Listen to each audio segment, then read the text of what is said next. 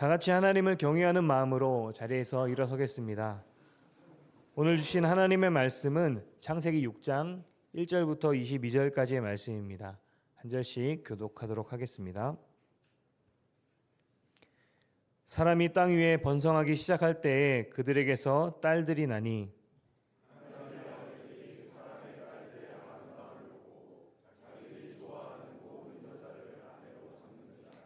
여호와께서 이르시되 나의 영이 영원히 사람과 함께하지 아니하리니 이는 그들이 육신이 됨이라.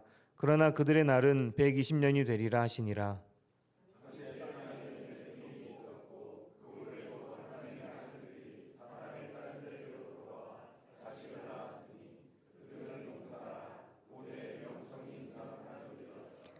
여호와께서 사람의 죄악이 세상에 가득함과 그의 마음으로 생각하는 모든 계획이 항상 악할 뿐임을 보시고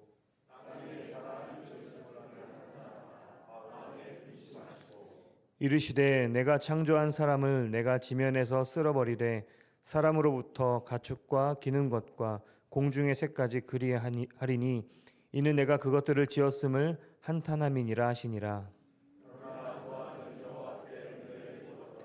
이것이 노아의 족본이라. 노아는 의인이요 당대의 완전한 자라. 그는 하나님과 동행하였으며 그때 온 땅이 하나님 앞에 부패하여 포악함이 땅에 가득한지라.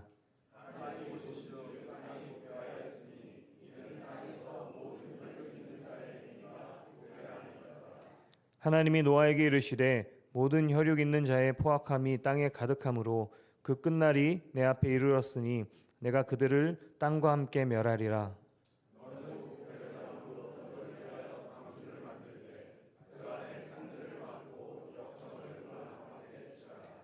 네가 만들 방주는 이러하니 그 길이는 300규빗, 너비는 50규빗, 높이는 30규빗이라.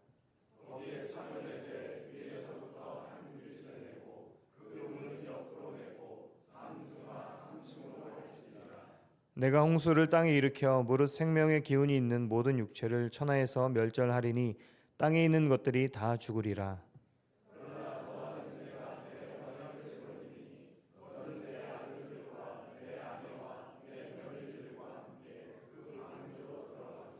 혈육 있는 모든 생물을 너는 각기 암수 한 쌍씩 방주로 이끌어들여 너와 함께 생명을 보존하게 하되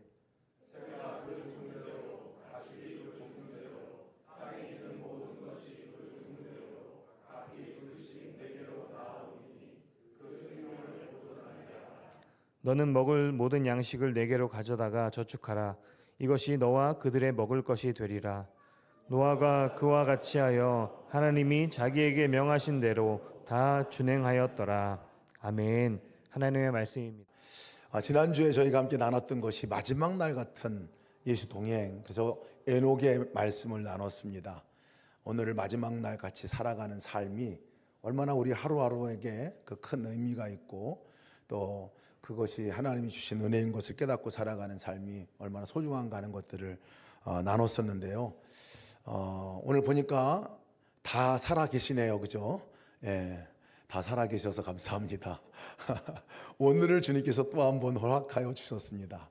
오늘 하루를 우리에게 또 다른 날을 허락하여 주셨습니다. 오늘 하루가 주님이 주신 놀라운 또 은혜요, 또 기회요, 또 축복이라 이렇게 여겨집니다. 소중한 하루 하나님과 함께 여러분 동행하시는 그 은혜가 있기를 축복합니다.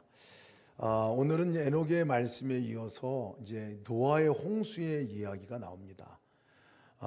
정말 노아의 홍수, 하나님이 홍수를 통해서 심판하실 수밖에 없는 그 이유를 성경에서 말씀하고 있는데 그 하나님 마음이 어떠셨을까 싶습니다.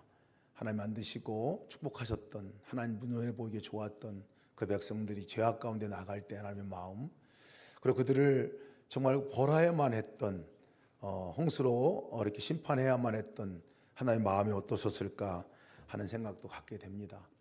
그때 그 백성들의 상태를 성경은 어떻게 표현하냐면 하나님 앞에서 온 땅이 부패하여 포악함이 땅에 가득한지라 이렇게 얘기하고 있어요. 그러니까 참 굉장한 죄가 있는 그 시대였던 것 같습니다. 굉장한 포악함이 그리고 굉장한 부패가 그 안에 있었던 것 같습니다. 모든 혈육 있는 자가 그 행위가 다 부패했더라 이렇게 얘기하는 거 보면 참 심각한 죄의 세상이 되었던 것이 틀림없습니다.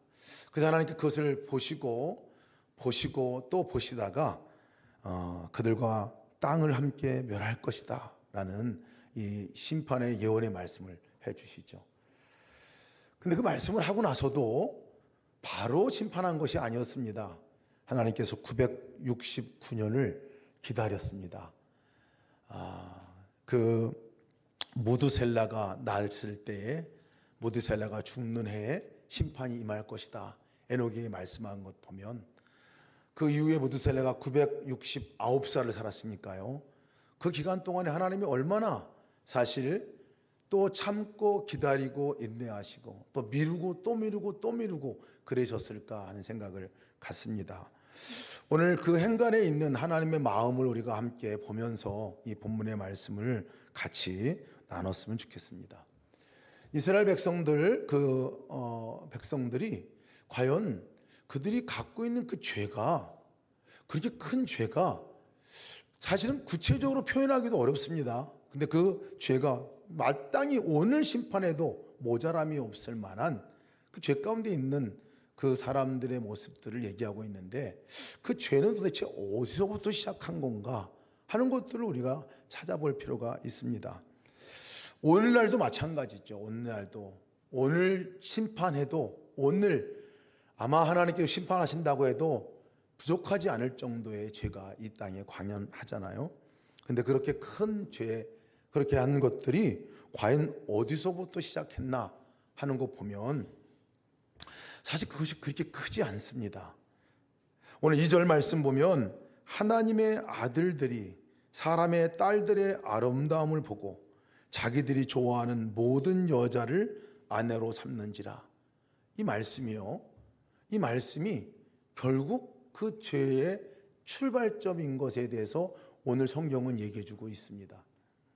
그리 큰 게 아니었어요. 큰 거 보이지도 않습니다. 그 뭐가 잘못됐나 할 정도로 사실은 이 말씀은 딱 우리가 볼 때 그것이 왜 죄야? 라고 할 만한 그 구절이기도 합니다. 너무나 작아 보이고 죄 같아 보이지도 않는 것인데 근데 그것이 오늘 성경은 굉장히 강조해서 얘기해 주고 있어요. 그 결과가 온 땅이 부패했더라. 혈육, 살아있는 존재들이 다 부패가 심했더라. 이렇게까지 표현하는 상태까지 가게 된 거거든요.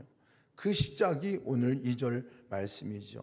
사람들이 땅 위에 번성하게 되면서 그때 나타나는 현상이었습니다. 어떻게 살게 되었는가? 그 사람들이 뭘 추구하고 살게 되었는가? 어디를 바라보고 살게 되었는가를 보여주는 말씀이기 때문에 그렇습니다.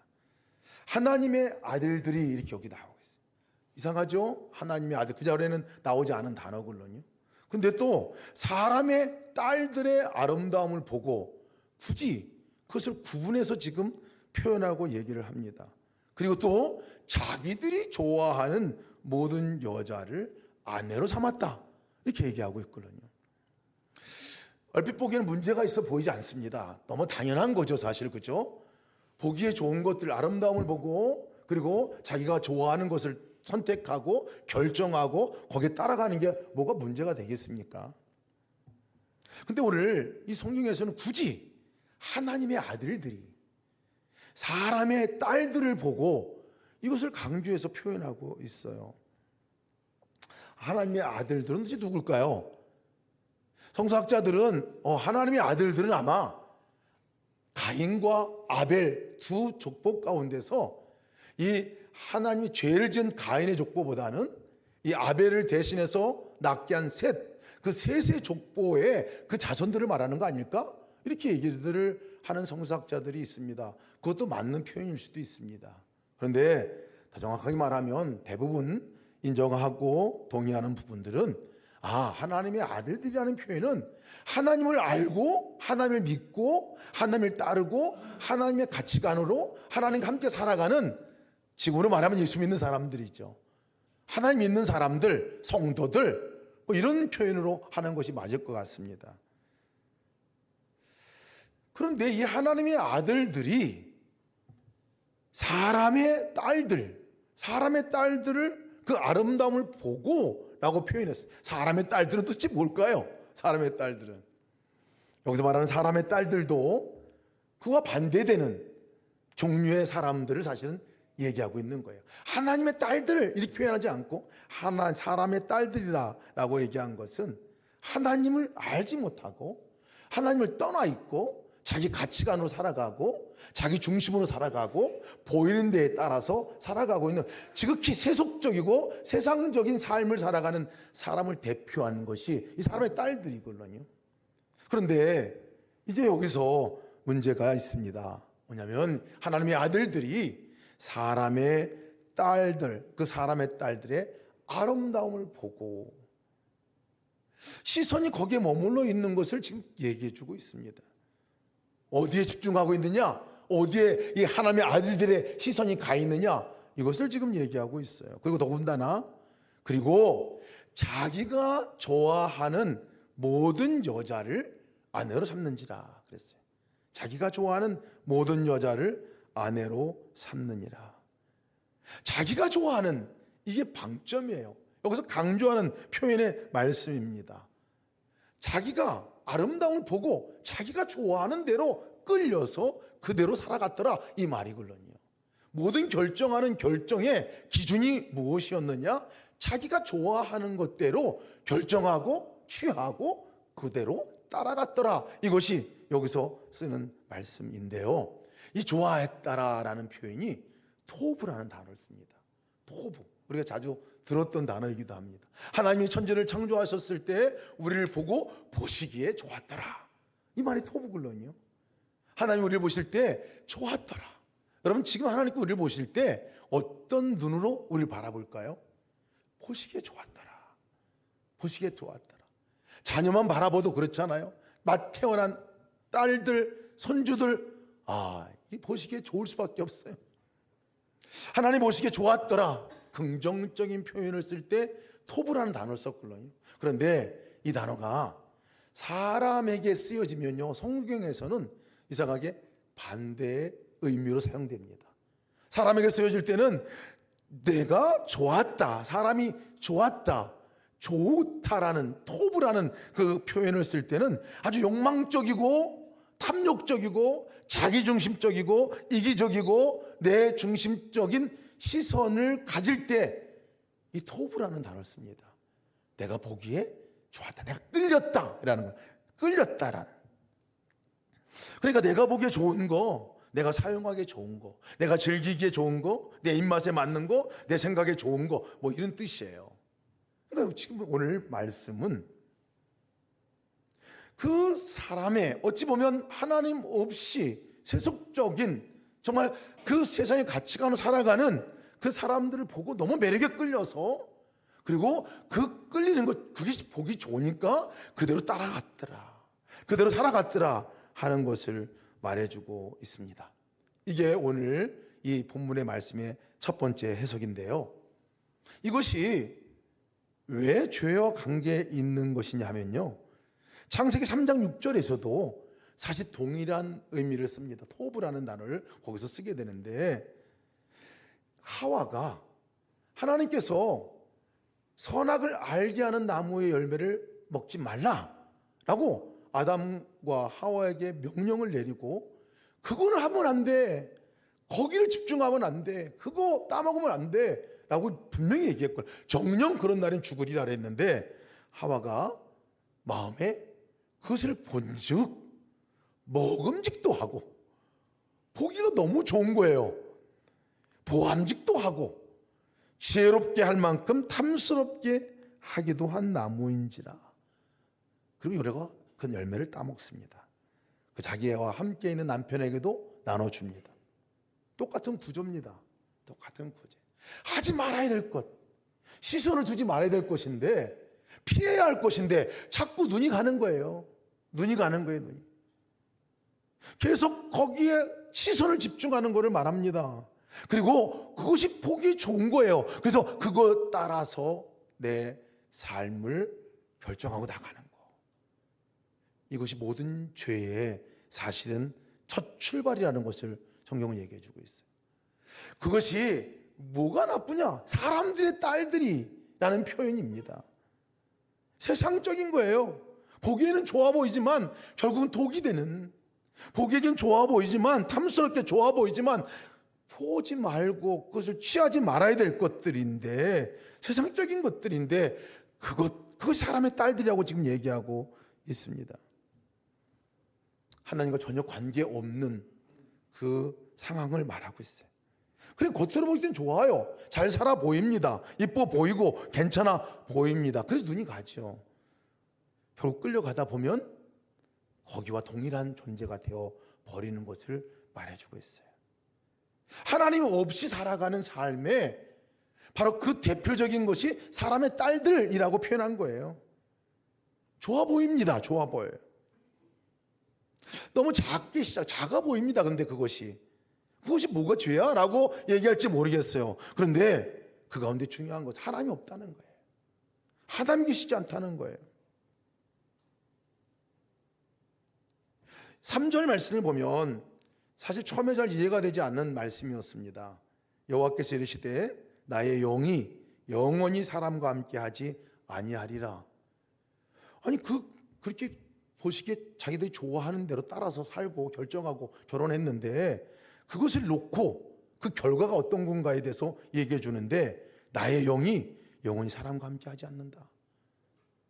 이는 그들이 육신이 됨이니라. 너무한 거 아니에요? 사실 이런 반응이 저 안에도 처음에 있었어요. 근데 정말 중요한 것은 하나님의 영이 사람과 함께 하지 않는다는 이 표현은 하나님이 분명히 계신데 하나님께는 전혀 시선을 두지 아니하고 사람의 딸들, 세상적인 것들, 하나님이 없이 살아가는 좋아 보이는, 하나님이 없는데도 하나님의 가치관이 아닌데도 악한 것인데도 보기에 좋은 것 때문에 따라가는 하나님이 없는 그 자리, 바로 그 자리에는 그렇게 따라가는 사람에게는 하나님의 영이 존재하지 않는다는 걸 말하고요. 계시지만 적어도 그 사람에게는 하나님의 영이 함께하지 않는 거죠. 그래서 그들의 상태를 육신이 됨이니라 이렇게 얘기합니다. 육신이 존재가 된다는 거예요. 육적인 사람으로다가 그냥 그렇게 끌려 따라가는 사람이 되어져서 결국은 거기와 동화되고 그대로 살아가는 별반 다를 바 없는 사람들이 되어져 간다는 거죠. 무서운 일입니다. 하나님의 영이 임하지 않았다. 하나님의 영이 떠났다. 이건 가장 무서운 일이에요. 왜냐하면요, 여러분 천지를 창조할 때 하나님께서 이 땅을 보실 때 땅이 혼돈하고 공허하며 어둠이 충만했다 그랬거든요. 여러분 소망이 없는 곳입니다. 공허한 곳, 그 다음에 어둠이 가득 찬 곳, 혼돈스러운 곳. 그런데 창세기는 그것을 절망이라고 얘기하잖아요. 왜? 그 위에, 수면 위에 하나님의 영이 운행하셨더라 라고 얘기합니다. 그러니까 혼돈이고 어둠이고 그 다음에 정말 공허한 곳이지만 하나님의 영이 있으면 거기서 창조 역사가 일어나거든요. 그것은 생명이 있는 곳이 되거든요. 그것은 새롭게 시작하는 곳이 되거든요. 아무리 혼돈스러워도, 아무리 어두워도, 아무리 공허한 곳이라 하더라도 창조는 그렇게 시작이 됐습니다. 그런데 아무리 풍성해 보여도, 아무리 풍요로워 보아도, 아무리 그것이 보기에 좋더라도 하나님의 영이 없으면, 하나님이 계시지 않은 장소면, 하나님과 아무런 관계없는 곳이라면 그것은 절망이지요. 그것은 육신으로밖에 육신으로 남아있는 곳이지요. 여러분, 하나님이 영이 함께 한다는 것이 얼마나 큰 축복이고 은혜인지 모릅니다. 하나님의 영이 함께 계신 곳이 소망이 있고 하나님의 영이 떠난 곳이 절망이고 죽음입니다. 그래서 이 하나님의 아들들이 사람의 딸들과 결혼하고 나서 그 다음에 그러면 그들이 잘못됐나? 그렇게 표현하지 않아요. 4절 말씀 보면 그렇게 결혼한 사람들이 낳은 자식들이 네피림이라고 얘기합니다. 네피림은 용사예요. 커다란 사람들, 아주 기골이 장대한 사람들, 일설에는 한 2m 50 정도 되는 키를 갖고 있는 사람들이라고 얘기합니다. 그 당대에도 큰 사람들이었어요. 그리고 4절 말씀 보면 딸들에게로 들어와 자식을 낳으니 그들은 용사다. 그들 용사다. 고대에 명성 있는 사람들이다 이렇게 얘기했어요. 키도 크고 장대하고 용사고 명성 있는 사람들 보면은요 다 좋아 보입니다. 명성도 있어요. 힘도 있어 보여요.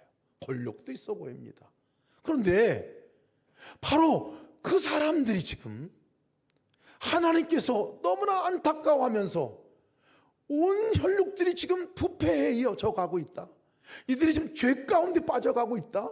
이들이 정말 그 부패가 극에 달았다. 내가 이들을 만든 것을 정말 한탄할 정도로 지금 그렇게 살아가고 있다. 그렇게 얘기하고 있는 사람들입니다. 뭐가 문제인가요? 하나님이 존재하지 않기 때문에 그렇습니다. 그들의 시선은 자기들이 좋아 보이는 것들에 따라서 그냥 끌리는 대로 보이는 대로 세상에 주는 그 가치관대로 그냥 쭉 따라갔다는 것이에요. 그렇게 가다 보면 죄가 관영해지는 거죠. 가다 보면 부패가 충만해져 가는 겁니다. 그리고 자랑할 것은 외모를 자랑하고 권력을 자랑하고 그리고 자기들의 명성을 자랑하고 그것이 전부인 줄 알고 가지만 결국 그것이 진정한 소망이 거기에 없는 것을 말해주고 있습니다. 내가 주인이 되고 내가 좋아하는 대로만 살아가는 삶의 결과를 얘기해주고 있어요. 사사기 21장 25절에서도 죄에 대해서 얘기를 할 때 뭐가 죄인가? 처음에는 이해하기 어려운 사실은 그 죄를 너무나 강하게 얘기하고 있어요. 그게 뭐냐면 그때 이스라엘에 왕이 없으므로 사람이 각기 자기의 소견에 옳은 대로 행하였더라 이렇게 얘기합니다. 자기 소견에 옳은 대로 행한 것이 죄라는 거예요. 하나님 분명히 계신데도 불구하고 하나님은 전혀 관계없이 자기가 옳은 것대로 자기가 왕이 되어서 자기 판단에 옳은 대로 자기가 좋아하는 것이 좋은 거대로 자기가 의롭게 생각하는 게 의로운 대로 살아가는 그 자체가 성경은 죄라고 말하고 있는 거예요. 그것을 보시고 하나님이 이들을 심판하실 것에 대해서 그 모든 죄의 출발은 어디였냐면요 사람의 토부, 나의 토부, 내가 좋아하는 것대로만 살려고 하는 이것이 죄의 출발인 것을 오늘 성경은 말씀해 주고 있습니다. 그리고 그것을 지금 너무나 애통해하고 있는 거죠. 우리 삶도 돌아볼 필요가 있습니다. 그런데 우리가 여기서 주목해 볼 말씀이 있습니다. 성경을 읽을 때 보면 꼭 우리가 볼 때 이렇게 주목해서 보아야 될 단어가 있는데 그 단어가 어떤 단어냐면요 그러나라는 단어예요. 그러나 8절 말씀 보면 그러나 그런 세상인데 그러나 노아는 여호와께 은혜를 입었더라 라고 얘기합니다. 노아는 여호와께 은혜를 입었더라. 그러나 단어가 나오면 앞에 것과 뒤에 게 완전히 달라집니다. 완전히 달라져. 세상은 그렇게 보기 좋은 대로 따라서 자기가 좋아하는 대로 살아가는 그 삶을 살고 있었지만 그래서 심판할 수밖에 없는 하나님의 마음들을 전하고 있지만 그러나 하나님의 은혜가 거기에 있었던 것을 얘기해 주고 있습니다. 하나님의 은혜가 거기에 있었더라. 그러나 노아는 여호와께 은혜를 입었더라. 은혜를 입은 사람이 그 가운데 있었다는 거예요. 그 사람들 가운데서 다른 은혜를 입고 살아가는 사람이 있었다는 거예요. 하나님의 은혜가 임한 사람이 있었다고 지금 얘기하고 있는 거예요. 그러면서 노아를 소개합니다. 근데 제가 이 말씀을 읽을 때 좀 실망이 됐어요. 왜냐하면 이것이 노아의 족본이라. 9절 말씀 보면 노아는 의인이요 당대의 완전한 자라. 그러면 그렇지. 의인이니까 은혜를 입는 거지. 당대 완전한 자니까 은혜를 입는 거지. 하나님 좋게 보는 거지. 의인이니까 완전한 자니까. 그러니까 딱 제가 이 구절을 읽을 때 나는 은혜 있긴 글렀구나 라는 생각이 들더라고요. 이 모습대로 노아 정도는 돼야 그래도 은혜를 입은 사람이 되는 거지. 그 시대에 그래도 살아남을 수 있는 사람이 되는 거지. 하나님의 은혜로 구원받을 수 있는 사람이 되는 거지. 근데 여러분, 이 말씀을 우리가 거기까지만 읽으면 안 돼요. 그 다음 구절이 너무나 중요한 말씀입니다. 노아는 의인이요 당대의 완전한 자라 라는 말씀 다음 구절은 그는 하나님과 동행하였으니 이렇게 얘기합니다. 하나님과 동행하였으니. 여러분, 의인이라는 단어와 완전한 사람이라는 단어와 동행하는 사람이라는 단어가 똑같다는 거 아십니까? 세가 동일합니다. 세 개가 동일해요. 의인이 누구냐? 완전한 사람이다. 완전한 사람이 누구냐? 동행하는 사람이다. 동행하는 사람이 누구냐? 완전한 사람이다. 완전한 사람이 누구냐? 의인이다. 동일한 말이에요. 동일한 말. 동일한 말이에요. 그러니까 이 말씀이 달리 읽혀지더라고요. 나도 은혜 입은 사람이네. 그러면 나도 은혜 입을 수 있는 사람이네. 여러분, 하나님과 동행하는 것은 우리가 제일 많이 들은 얘기예요. 제일 갈망을 갖고 지금 하고 있는 그 걸음이잖아요. 하나님과 동행하는 사람이 오늘 성경은 뭐라고 얘기하냐면 완전한 자다. 그 사람이 의인이다 라고 얘기를 하고 있는 거예요. 여러분, 노아가 완전한 자고 의인입니다. 왜 그러냐면 노아는 하나님과 동행하는 사람이었기 때문에 그렇습니다.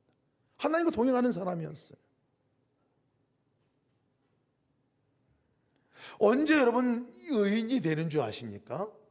우리 스스로가 의인 되는 경우는 없습니다. 우리가 의인 되는 순간은 하나님과 동행하는 순간이 의인 되는 순간이에요. 우리가 의를 덧입는 순간이에요. 언제 우리가 완전해집니까? 우리가 완전해지는 순간은 단 한순간밖에 없습니다. 하나님과 함께 하는 것이 분명하면, 하나님의 손 붙들고 함께 동행하는 게 분명하면 그 순간이 완전해지는 거예요. 성령이 우리 안에 임할 때 너희가 거룩한 성전인 것, 성령이 너희 안에 거하시는 너희가 거룩한 성전인 것을 알지 못하느냐? 우리로부터 의가 시작되지 않습니다. 의는 언제나 내 안에 거하시는 그분이 계신 게 분명하고, 내가 그분과 함께 할 때 우리는 의인이 되는 거고요, 완전한 자가 되는 것이죠. 이게 은혜 입은 사람입니다. 그러니까 은혜 입은 사람, 가장 은혜 입은 사람이 뭐라고 얘기할 수 있느냐면 우린 거예요. 예수님과 동행하는 사람들, 하나님을 하나님으로 알고 하나님을 바라보고 하나님의 손을 붙들고 나가고 하나님을 기억하고 의식하고 생각하고 그렇게 나갈 수 있고 그 걸음을 뗄 수 있는 그 사람이 은혜를 입은 사람이라는 거예요. 저와 여러분은 은혜를 입은 사람들입니다. 이 세상에 아무리 죄악이 관영하다 할지라도 이 가운데 은혜를 입은 사람, 하나님과 동행할 수 있는 임재가 분명하고 그분과 함께 동행하며 나갈 수 있는 여러분과 저야말로 은혜를 입은 사람들이죠. 은혜 입은 자인 것을 믿으시기를 축복합니다. 그런데 오늘 본문의 말씀을 제가 읽어보니까요, 하나님 우리에게 전적으로 주시는 은혜도 있지만 이 본문의 말씀이요, 언어를 읽으면 좀 달리 읽혀집니다. 언어를 읽으면 8절 말씀, 노아가 하나님께 은혜를 입었다, 이 말씀이요, 정확하게 그 히브리어로는 뭐라고 표현되느냐 잘 들어보세요. 노아가 하나님의 눈에서 은혜를 보았다, 이런 뜻이에요. 다시 한번 읽어드릴게요. 노아가 하나님의 눈에서 은혜를 보았다, 이 뜻입니다. 이 뜻이에요. 전적으로 내가 입는 은혜도 있지만 노아가 하나님을 바라볼 때 하나님과 눈이 마주쳐서 하나님의 눈에서 은혜가 있는 것을 보았다, 이 말이거든요. 좀 다르잖아요. 분위기가 다릅니다. 뭐가 전제로 하는 거냐면요, 노아가 하나님을 바라보고 살았다는 거예요. 노아는 늘 하나님을 기억하고 의식하고 하나님을 향하여 서 있으면서 하나님을 바라보고 사는 이 노아가 하나님의 눈에서 은혜를 본 거예요. 은혜를 본 거예요. 은혜가 뭡니까 여러분? 도대체 뭘 본 거예요? 뭐가 은혜입니까? 은혜는요, 원초적인 뜻을 말하는 본다면 불쌍히 여기는 게 은혜예요. 긍휼히 여기는 게 은혜예요. 그게 은혜예요. 그리고 너무 불쌍히 긍휼히 여겨서 그가 필요한 것을 무상으로 모든 것을 다 주는 거, 이게 은혜글렁이에요. 값없이 거저 내가 자격이 있어서가 아니라 자격이 없지만 불쌍히 여겨서 그에게 나의 갖고 있는 생명까지 내놓는 것, 이게 은혜란 말이죠. 오늘 하나님께서 그 백성들의 부패함을 보고 보이는 곳에 따라가서 자꾸 그것이 가다 보니까 결국은 세상 사람과 다를 바 없이 하나님의 아들들이 그렇게 살아가는 걸 보고 하나님의 마음은 어떤 마음이었냐면 한탄하시고 라는 표현을 썼어요.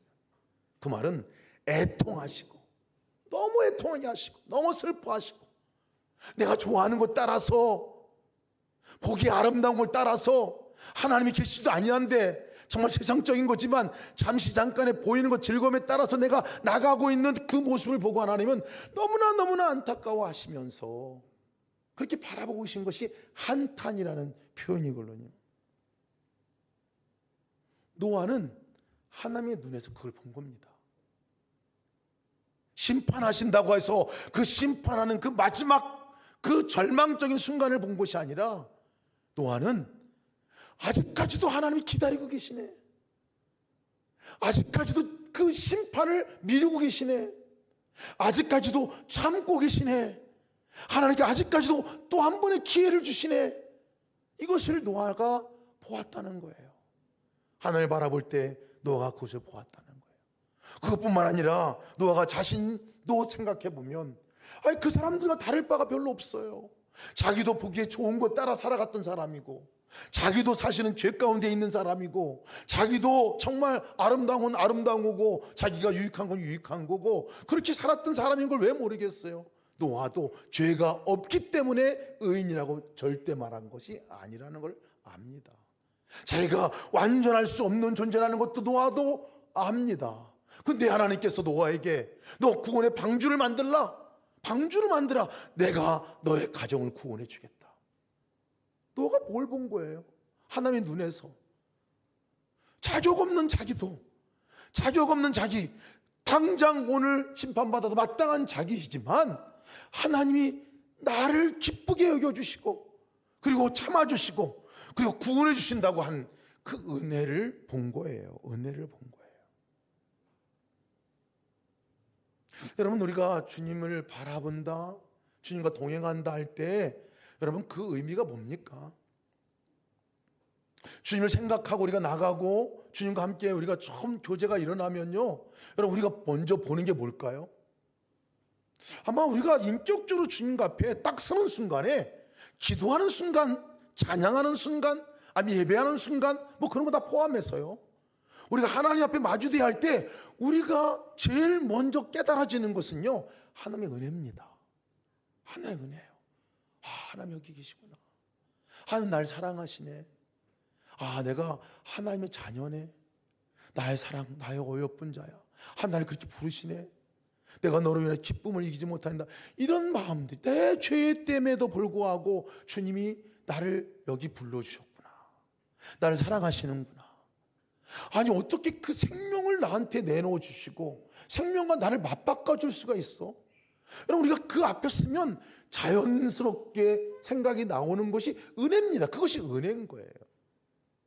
하나님 앞에 마주대야 할 때 우리는 은혜를 깨닫게 됩니다. 은혜를 보게 돼요. 노아가 심판을 예고하고 나서도요, 그 노아에게 자기가 예고를 받은 후에도 방주를 지으라고 말씀한 후에도 120년 동안이 아니라 하나님께서 인내하시고 참아주실 그때까지 오셨죠.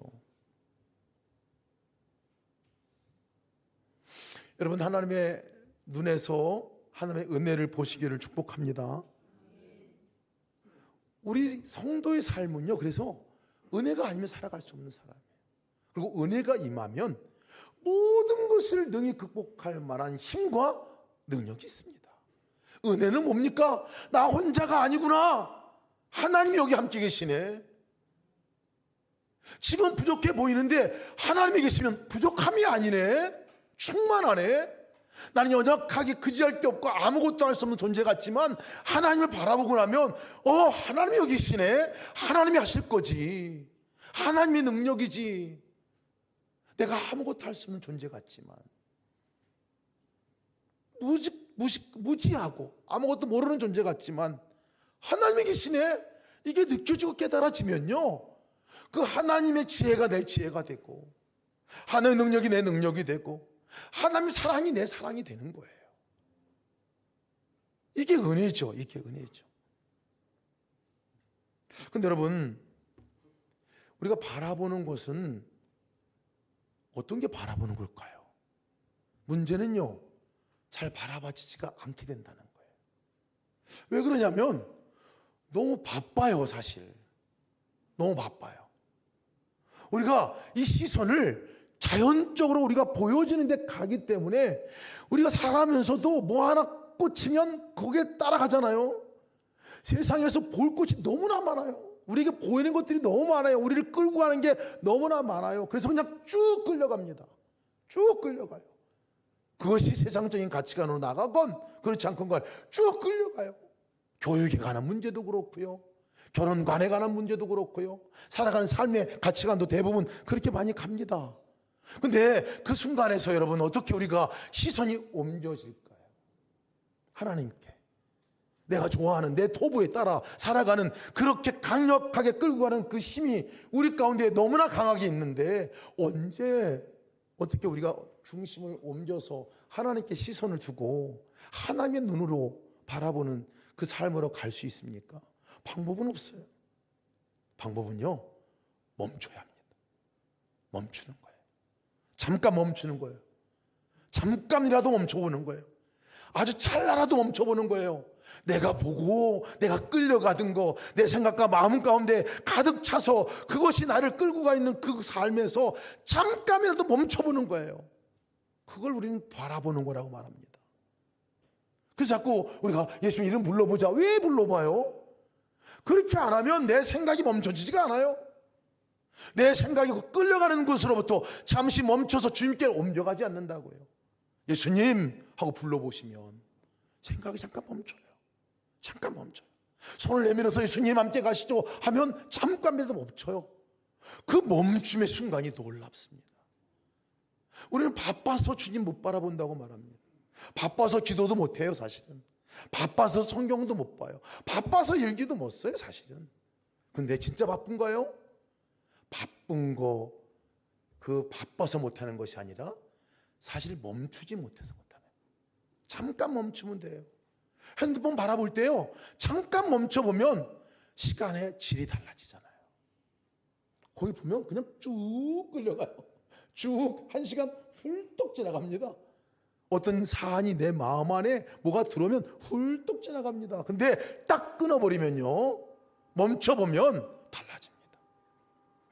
아프리카 한 마을에 물이 없이 살아가는 이 한 마을의 선교사님이 사역을 하기 시작했는데요, 그 마을에 들어가 보니까 문제가 아주 심각한 것을 알게 됐어요. 왜냐하면 마을에 뭐 우물이 없어요. 또 물이 나오는 데가 없어요. 그러니까 이 마을 사람들이 저 밑에 지역에 있는 그 강까지 찾아가서 아침에 식사하고 아침에 세수하고 뭐 하고 나면 하는 일과 가운데 가장 중요한 일과가 뭐냐면 온 동네 사람들이 물동이를 들고 그 강가까지 가지고 물을 길러 오는 거예요.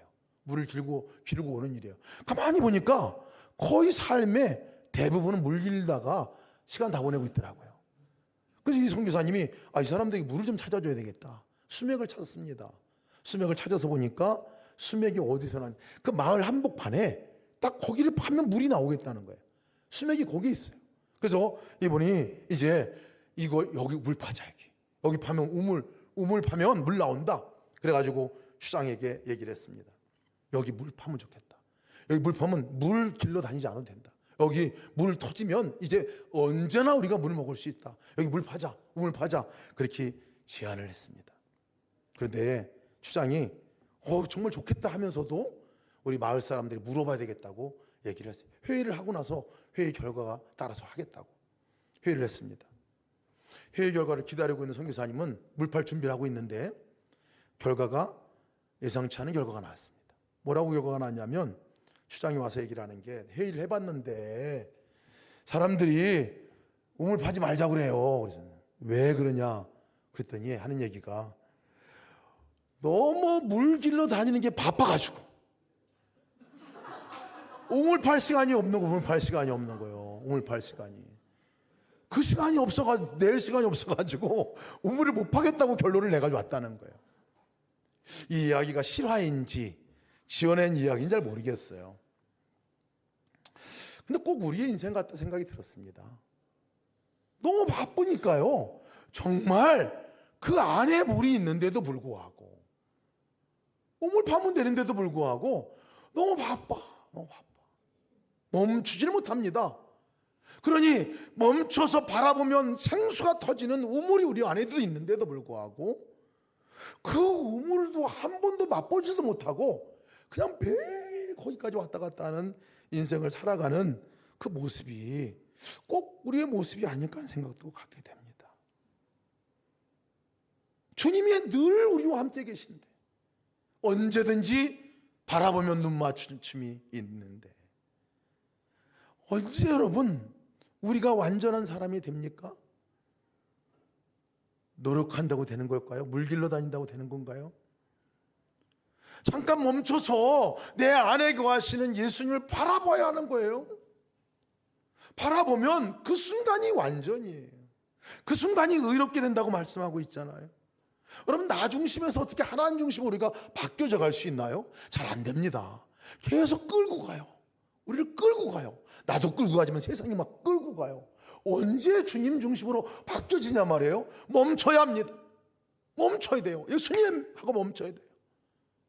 저희 어머니는 평상시에 어이쿠 주님 이렇게, 어이쿠 주님 그랬어요. 어이쿠 주님. 막 끌려가니까 막 어이쿠 주님 이렇게 해가지고 주님 부르더라고. 멈춰야 돼요. 멈춰야 돼요. 언제 부패한 곳에서 우리가, 언제 죄 가운데서 우리가 이겨나갈 수 있어요? 벗어날 수가 있어요? 멈춰야 돼요. 생각과 마음을 멈추고, 끌려가는 걸 멈추고 예수님 하고 우리가 부르는 거, 그 주님을 바라보는 순간에 끊어질 수 있는 거예요. 그 순간이 동행의 순간으로 바뀌어지는 거죠. 근데 제가 이 말씀을 읽다가, 8절 말씀을 읽다가, 그러나 노아는 여호와께 은혜를 입었더라, 이 말씀이 조금 달리 또 읽혀지더라고요. 여호와의 눈에서 은혜를 보았다. 그러면 노아가, 여러분과 제가 눈이 마주치면 여러분들의 눈동자 안에 누가 있어요? 예수님이 있어요? 제가 있어요? 아, 제가 있잖아요. 제가 예수님은 아니잖아요. 그잖아요, 여러분. 서로 눈이 마주 보면 그 눈동자에는 상대방의 모습이 들어 있습니다. 그죠? 그러면서 제가 이 말씀 묵상하다, 그럼 예수님이 그 눈에서 은혜를 보았더라 하는 말씀은 내가 거기 있는데, 하나님 눈 안에, 그 눈동자 안에 내가 있는 거예요. 언제? 내가 주님 바라보는 순간에. 마주침이죠. 마주침이죠. 그것이 은혜입니다. 하나님의 눈 안에, 눈동자 안에 우리가 떠나지 아니하고 항상 하나님 우리를 바라보시잖아요. 우리는 다른 데 쳐다봐서 우리 눈 안에 다른 것이 존재할지 모르지만 하나님은 언제나 우리를 바라보시고 언제나 지켜보시고 떠나지 않으시니, 그분의 눈 안에 있는 존재가, 눈동자 안에 있는 존재가 누구냐 말이에요. 우리라는 거예요. 그게 은혜입니다. 그게 주님의 시선이죠. 여러분, 그 주님의 시선으로 우리 또한 주님을 바라보고 세상을 바라보기를 주님으로 축복합니다. 함께 찬양합시다. 다 같이 일어나셔서 시선 찬양 함께 찬양하고 우리가 나가겠습니다. 우리의 시선과 우리의 눈이 주님을 바라보게 하여 주시기를, 세상을 바라보고 거기 끌려가는 것이 아니라 주님 바라보고 주님의 눈으로 나도 바라보고 세상을 바라볼 수 있도록 허락하시기를, 우리가 함께 기도하는 마음으로 찬양하겠습니다.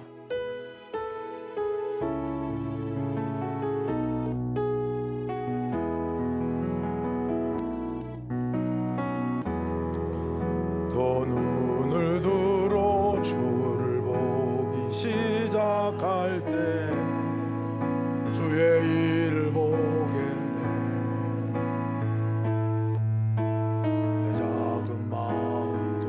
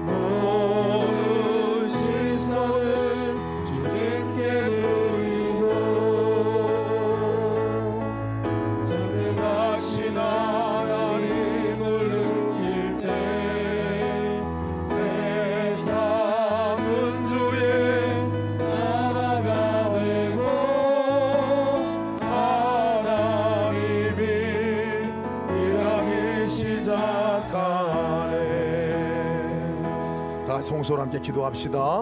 우리 기도할 때 우리 한번 기도할 텐데 함께 우리 기도하겠습니다. 내가 보는 대로 살지 않게 하여 주시기를, 좋아하는 대로 내가 좋아하는 시선에 끌려 살아가지 않도록, 내 토부가 아니라 하나님의 시선으로 하나님의 눈에서 은혜를 보며 살아가게 하여 주시기를, 내 삶 가운데 그냥 가는 걸음을 멈추고 이제 주님 바라보고 주님의 이름을 부르고 주님의 눈에 있는 그 은혜를 보며 살아가게 하여 주옵소서. 주님의 눈에 있는 나를 바라보고 살아가게 도와주옵소서. 다 같이 동서남게 기도하시겠습니다. 은혜로우신 아버지 감사합니다. 주께서 인도하셔서 놀라운 은혜 가운데를 불러주시니 감사합니다. 하나님 아버지, 내가 보는 대로 살아가는 삶을 살지 않게 도와주옵소서. 아버지, 내가 좋아하는 대로 내 마음대로 내 뜻대로 사는 것일 텐데 내가 중심이 되고 내가 사람이 되어 살아가는 것이 죄인데, 아버지 회개하여 이제 시선을 돌려 아버지 살기 원합니다. 그 중심을 옮기며 나가기 원합니다.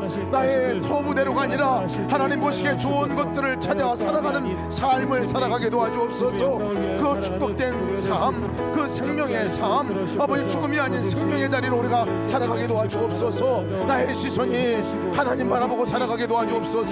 하나님 눈에 사람의 은혜를 보게 도와주옵소서. 아버지, 언제나 나의 긍휼히 여기시는 하나님의 은혜, 끝까지 참으시고 기다리시는 하나님의 은혜, 끝까지 구원하시는 하나님의 은혜 날마다 보며 살아가게 도와주옵소서. 죄를 보면 소망 없고 보이는 것만 소망 없지만 하나님의 눈에 있는 그 은혜를 보고 살아가게 도와주시고 날마다 하나님 바라보며 살아갈 수 있는 은혜의 삶 살게 도와주옵소서. 내 삶을 멈추고 주님을 바라보겠습니다. 내가 바라보는 것들을 멈추고 주님을 바라보겠습니다. 잠시 멈춤, 한순간이라도 멈춰 주를 바라보고 주의 은혜를 누리며 살아갈 수 있는 그 정가 은혜가 우리 모든 성도들의 삶 가운데 있게 도와주옵소서. 아버지, 주님의 은혜로, 주님의 톱으로, 아버지 주님의 사랑으로, 아버지 주님의 그 아버지 마음으로 이 땅을 살아갈 수 있는 우리 모든 성도들의 삶이 되게 하소서. 아버지, 땅에 아버지 구원받은 자로, 은혜 입음 받은 자로 승리하며 살아갈 수 있도록 인도하시고 역사하여 주옵소서. 감사합니다. 아버지, 은혜와 사랑이 충만하신 아버지 참 감사합니다. 하나님, 오늘 심판하셔도, 오늘 아버지 하나님이여 주여 주님이 오셔도 아버지 하나님이여 주여 이상하지 않을 만큼 참 죄악이 관영한 이 세상이고, 정말 노아의 시대와 같이 부패함이 이 땅에 충만해져 있습니다. 하나님, 우리 개인의 모습들도 보아도 은혜일 만한 것 아무것도 없는 그 존재인 것 같은데, 하나님, 그러나 오늘 주님께서 우리를 아버지 은혜로 보아주시고 은혜로 덮어주시니 감사합니다. 언제나 기다려주시고 인내하고 참아주시고 계속해서 우리에게 기회를 주시니 감사합니다. 하나님, 이제 우리가 좋아하는 것 따라 보았던 시선, 나의 톱으로 살아갔던 그 삶의 시선을 이제 멈추고 이제 주님 바라보게 하여 주옵소서. 하나님의 톱으로 우리가 인생을 바라보고 또 그 시선으로 살아가게 도와주옵소서. 하나님 눈에 있는 그 은혜를 날마다 경험하며 살아가게 도와 주옵소서. 오늘도 변함없이 우리에게 은혜를 베풀어 주셔서 오늘 이 자리에 예배하게 하시니 감사합니다. 하나님 바라보게 하시니 감사합니다. 이 삶이 매일 매 순간의 삶이 되게 도와주시고, 아버지 하나님 주여 우리 삶 가운데 잠시 멈춰 날마다 주를 바라보고 순간순간 주를 바라보며 살아가는 성도의 그 삶이 되게 하여 주시옵소서. 언제나 나를 긍휼히 여기시는 하나님의 은혜, 끝까지 참으시고 기다려주시는 하나님의 은혜, 끝까지 구원해 주시는 하나님의 은혜, 날마다 그 은혜를 보고 누리며 살게 하여 주옵소서. 오늘 예배하러 나온 모든 성도들, 하나님 주 앞에 예물을 갖고 주 앞에 나왔습니다. 감사 제목을 갖고 나왔습니다. 우리의 마음을 주께 드리는 아버지 그 마음을 갖고 나왔습니다. 오늘 드린 이 예배 주님 받아주시고, 우리가 드리는 감사 제목들 받아주시고, 우리의 마음과 우리의 이 재물 예물 또한 받아주셔서 하나님 나라를 위해서 온전하게 쓰임받고 하나님 나라에서 온전히 사용되어져서 아버지 이 땅에 하나님의 은혜를 강같이 흘려보내는 교회가 되고 성도가 되게 하여 주시옵소서. 어렵고 힘든 이웃들에게 주의 사랑을 나눌 뿐만 아니라 그 하나님의 은혜를 모르는 영혼들에게 주의 은혜를 나누며 전하는 성도의 삶이 되게 인도하여 주옵소서. 그리하여 구원의 역사가 우리로부터, 우리 가정으로부터, 교회로부터 이 땅에 계속해서 일어나게 하여 주옵소서. 이제는 우리 주 예수 그리스도의 무한하신 은혜와 하나님의 극진하신 사랑하심과 성령님의 함께하심과 동행하심의 역사가 나의 토부가 아니라 하나님의 토부로 날마다 살기를 원하며 나가는 모든 사랑하는 성도들과 가족들과 사업과 함께하는 공동체 머리 위에 이제부터 영원토록 함께 하시기를 간절히 축원하옵나이다.